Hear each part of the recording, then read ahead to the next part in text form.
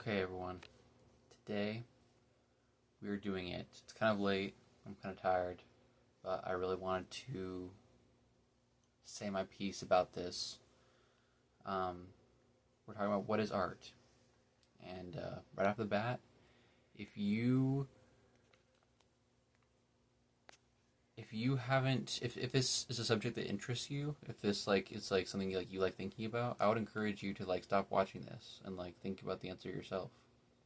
We'll probably come to a different conclusion from each other, but that's okay. I think it's if you have thought about it for a while, or even for a short time, and you feel you know the answer, that's the answer that feels right to you. I think that's really awesome, and it means something. So click off now. Otherwise, we're getting right into it. Now, why is this relevant, right? I think if you're doing media analysis or analysis of art, I think it's actually super important to get a foundation, right? That was I've been thinking about this topic for probably close to 5 years now, and I didn't want to come at it from a place of let's just Google the answer, what does the internet say art is, I didn't want to do that. I didn't want to have it handed to me. I just wanted to think about it and answer it, which sounds extremely pretentious, and it is, it is pretentious, but it's what I want to do. And the reason I think it's important is because if you're looking at media and looking at art, I think you'd want that foundation of what is art, what is it in the first place, if we're gonna answer the question of whether it's good art or bad art, right? Um, Now, to answer the question of whether it's good art or bad art, I think there's a couple different ways to do that.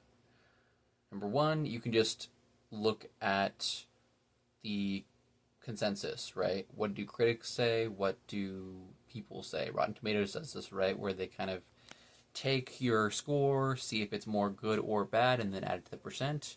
If it's a good score on net, it counts for 100%. If it's a bad score on net, it counts for 0%. Anything in between doesn't count at all. Or they just round up or round down. Um, and so, yeah, you'll have your Rotten Tomato scores based on that. And you can decide whether you trust the critics or trust the audience, and sometimes you'll trust a little bit both, sometimes neither, whatever. But that's just one way they do it. Another way is to basically evaluate the component parts, right? Like a lot of movie critics will do this, where they look at the acting, they look at the editing, they look at the production, they look at the directing. They're looking at sound design, cinematography, the script, every single aspect of a movie, and seeing how it gels together, seeing how the component parts come together, how they perform on their own, and how they make a movie, right? Um, and then another way I think you can do it is to sort of not abstract it, but basically ask, does this piece of art do a good job at conveying its message? And I don't think, yeah, we'll get into it later, but I really like this method, but I don't think it's perfect. Okay? That's all I'll say for now. Um, okay, and so one question I had early on was, is a sunset art? I think most people, not most people, but many people would say yes, because the sunset is beautiful, right? It is beautiful. It is a thing of nature, and we like to think of we think of beautiful things as associated with art, and so to say a sunset isn't art seems kind of callous and strange, right? But I would have argued, especially very early on, that a sunset is not art, because not because it's not beautiful, it is beautiful, but because it's not useful to call it art, right? If we're trying to establish a definition for art, we kind of need to narrow it down to human made things, because it's just more. I think we spend most of our time, analyzing media analysis. We spend most of our time looking at human made art, right? And so I think it's, even if it is art, I don't think it's useful to call it art for our purposes, right? Um, and I had just a whole bunch of thoughts on this, right? So many thoughts. Um, is a football game art, right? Is a sports game art, right? Uh, you could kind of call it art because, it's like magical, yada yada, but also it's not, it's happening live, right? It's not like a play where it's like pre-written and everyone's acting it out. This thing is like happening right now, and it's like, is it art? A lot of people would say no, A lot of people would say a sports game is not art, even though it's like fun to watch. It's like they would categorize those things as different. But I don't think I agreed with that either. I think I would have said like, no, it is art, right? It's kind of like the whatever you're telling, right, during the game is the art. But I couldn't like quite put my finger on the pulse of like what was going on. Yeah. Anyway, another thought I had was, oh shoot, I just lost it. That's so bad. Um, I remember. So, people will say, right? Not, and this, I don't think this is like a common opinion at all, right? But some people will say, how can a movie, like some people consider movies to be low art, right? And they'll say like, how can a movie uh, compare to a beautiful piece of art, right? Like a painting, or how could a movie compare to a symphony, right, by Beethoven?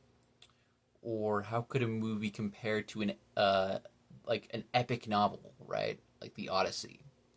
How could a silly old movie, compare to any of those? It's like the common man's art. And I was thinking about that, and I'm like, I don't think that's right because think about it.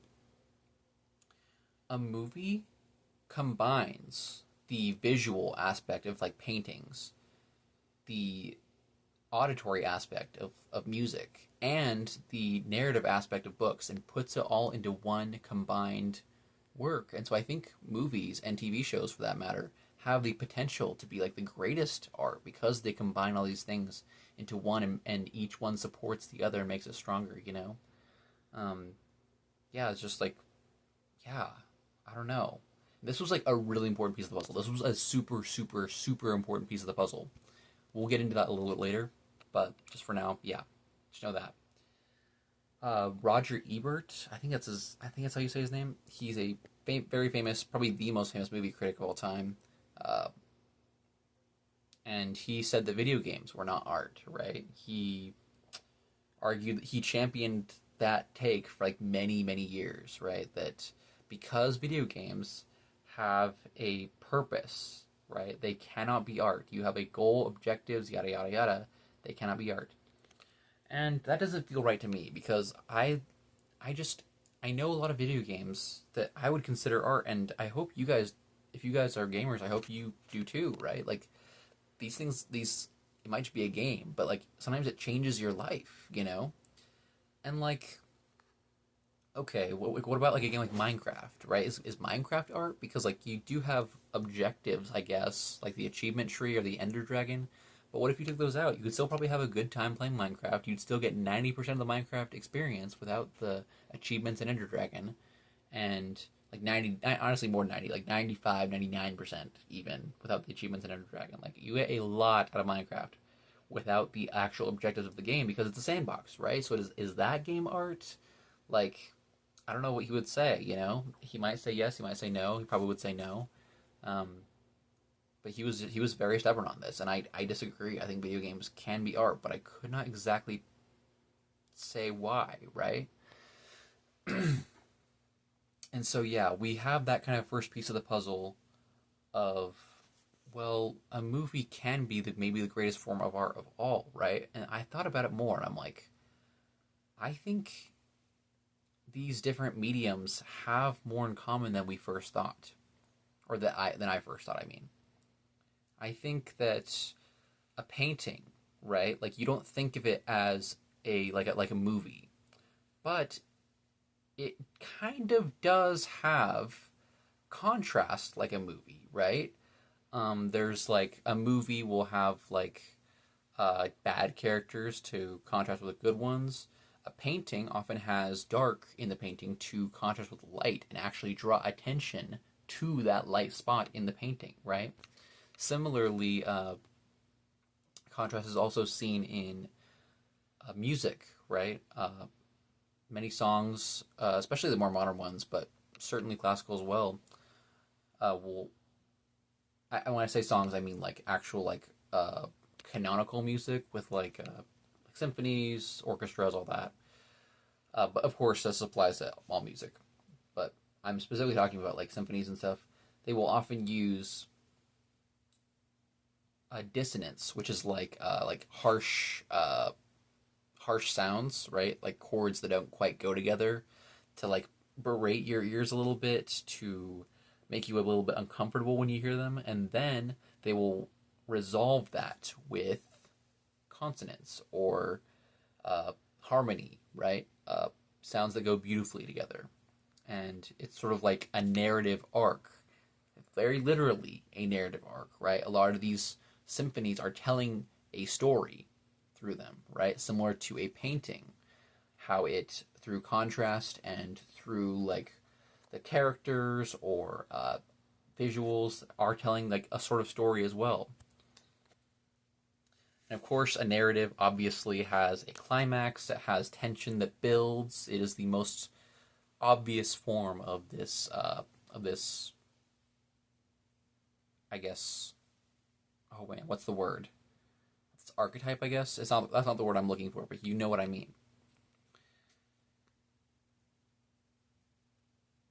And so I think we have our answer.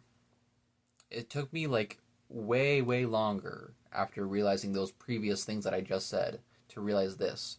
But I think art is simply a story, right? It is a story. And you can say that's silly because is every painting a story?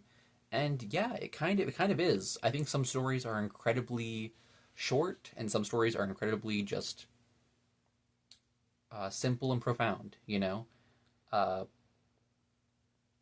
and it might not be like a story with like a full plot and full characters and everything, but I think a story is just like a journey you go on, right? When experiencing art, you know?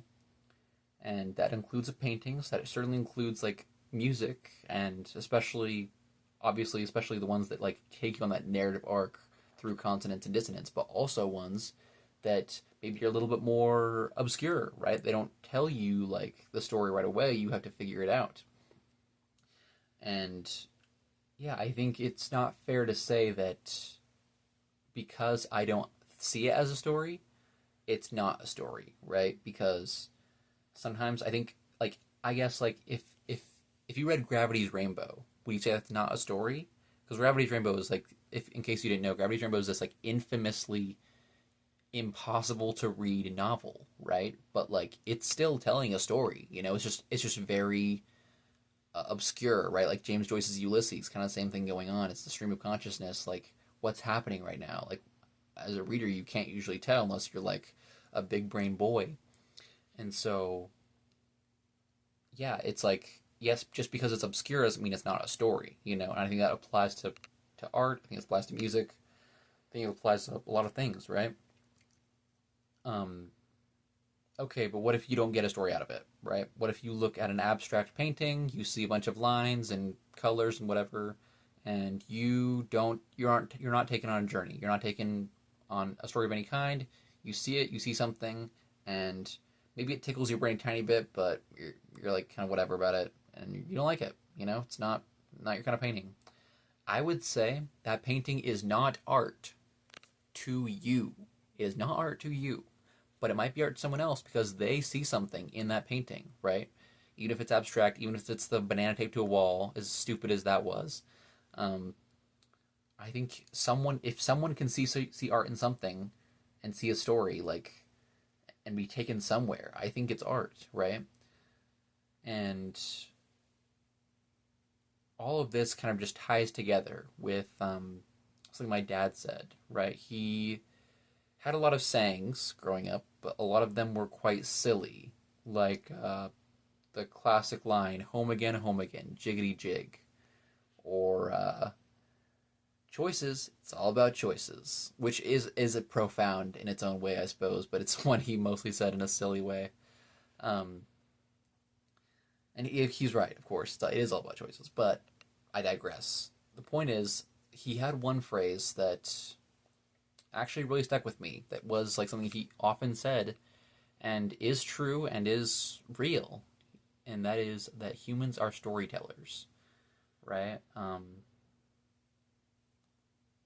And that was it. That was simply the phrase, and I think that ties in so perfectly with like my realization about art and that humans are storytellers, but more than that, they're artists. You know, we're all creating all the time, and maybe that'll have meaning to us, and maybe it'll have meaning to someone else, and that's cool. You know,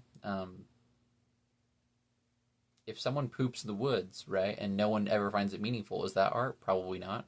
But like, if someone sees the poop and it's like, oh, it's shaped like the Thinker statue. Wow, that's pretty cool. That I find that interesting. That suddenly becomes art. You know, you've seen a story in there, in that pile of feces, and yeah. Anyway, that's really all I had to say. This is kind of a longer video for me, but hopefully you got something out of it. Hopefully have a great day.